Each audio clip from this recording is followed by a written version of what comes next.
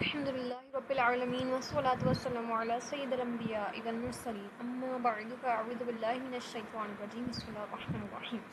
آج ہم اپنا اگلا سبق شروع کریں گے۔ سبق ہے مدات۔ مد کے معنی ہوتے ہیں دراز کرنا یعنی کھینچنا۔ اس کے دو سبب ہوتے ہیں، یعنی دو وجہ سے ہم کرتے ہیں یہ مد، حمزہ اور سکون۔ اس کی 6 اقسام ہوتی ہیں: متصل، منفصل، لازم، لین لازم، مد عارض اور مد لین عارض۔ اگر یہ حروف مدہ کے بعد حمزہ اسی کلمے میں ہو تو مد متصل ہوتی ہے، اور اگر حروف مدہ، یہ یاد رکھیے گا، کھڑی حرکات جو ہوتی ہیں وہ حروف مدہ کے قائم مقام ہوتی ہیں، اس لیے اگر کھڑی حرکات کے بعد بھی حمزہ اسی کلمے میں ہوگا تو بھی مد متصل ہوگی۔ اسی طرح حروف مدہ یا کھڑی حرکات کے بعد حمزہ دوسرے کلمے میں ہوگا تو مد منفصل ہوگی۔ جیسے اوپر دیکھیں جاء، یہ آگے حمزہ اسی کلمے میں ہے، جبکہ نیچے فی الگ کلمہ ہے، انفسکم الگ کلمہ ہے۔ یہ حمزہ انفسکم میں ہے، اس لیے یہاں پر مد منفصل ہے۔ اس کو 2 اڑھائی الف یعنی 4 یا 5 حرکات کی مقدار تک کھینچ کر پڑھنا ہوتا ہے۔ اگر حروف مدہ کے بعد سکون اصلی کہتے ہیں جزم اور تشدید کو، اگر ان میں سے کوئی آ جائے تو وہاں پر مد لازم ہوتا ہے، جیسے جان، جیم، الف زبر جا، یہ کیا ہے؟ الف مدہ۔ اس کے بعد تشدید آ رہی ہے تو یعنی سکون اصلی آ رہا ہے تو اس کو ہم مد لازم کہتے ہیں۔ اور اگر حروف لین کے بعد سکون اصلی ہوگا، جیسے عین، یا زبر عی، یہ کیا ہے؟ یا لین، تو اس کے بعد یہ سکون اصلی ہے، یہاں پر مد لین لازم ہوگا۔ اس کو 6 حرکات کی مقدار تک کھینچ کے پڑھنا ہوتا ہے، یعنی اس سے زیادہ، مد متصل مد منفصل سے زیادہ۔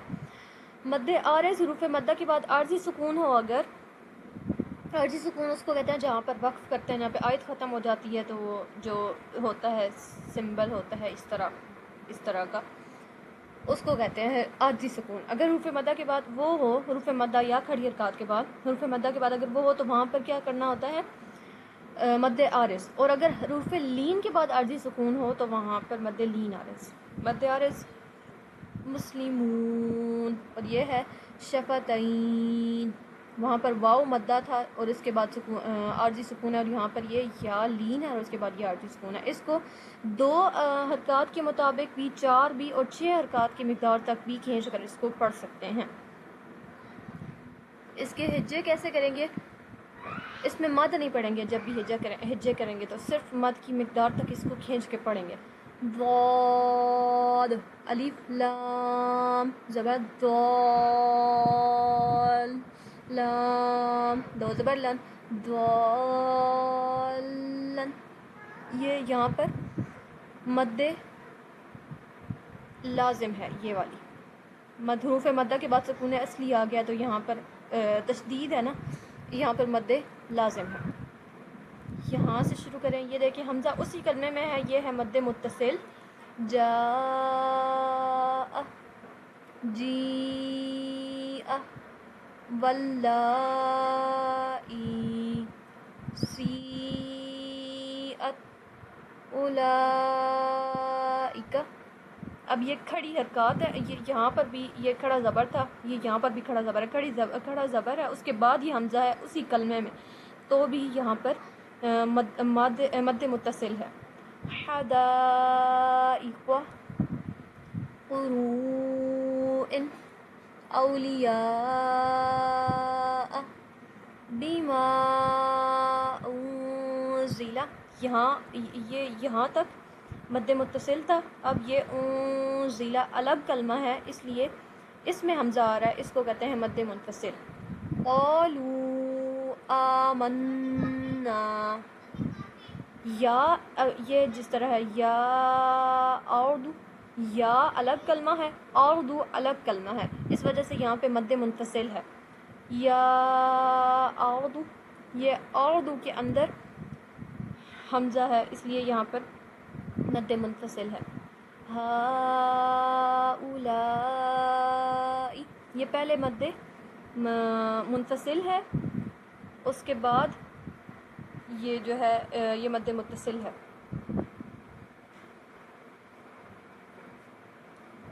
یا بنی اسرائیل، ضالن، दाबतिन आन ज़करवैनी। यहाँ पर ये देखें ज़ॉलन, अलिफ मद्दा है, उसके बाद सुकून असली है, यहाँ पे मद्दे लाजिम है। यहाँ पे भी अलिफ मद्दा है, उसके बाद सुकून असली है, ये भी है मद्दे लाजिम। यहाँ पर खड़ा ज़बर है, खड़ा ज़बर के बाद ये सुकून असली है, ये भी है मद्दे लाजिम, ये भी है मद्दे लाजिम। जान मुदहामतानी अतुहाज्जूनी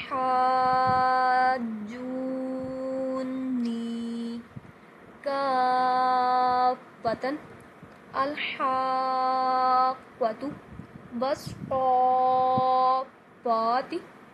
हाज्जूका वहाज्जहू तहाद्दून युहाद्दून अयतमासा। यहाँ तक ये मद्दे लाजिम था। मद्दे लीन लाजिम कुरान शरीफ में इस तरह आम तौर पर है नहीं, इस वजह से यहाँ पर उसकी कोई मिसाल नहीं है। नहीं तो अगर आप पहली तख्ती में देखें तो ये जिस तरह ये भी यहाँ पर भी लिखा हुआ है आइन, इसी तरह गौइन, ये सारे जो हैं इसमें मद्दे लीन लाजिम है। आगे मद्दे आरिस,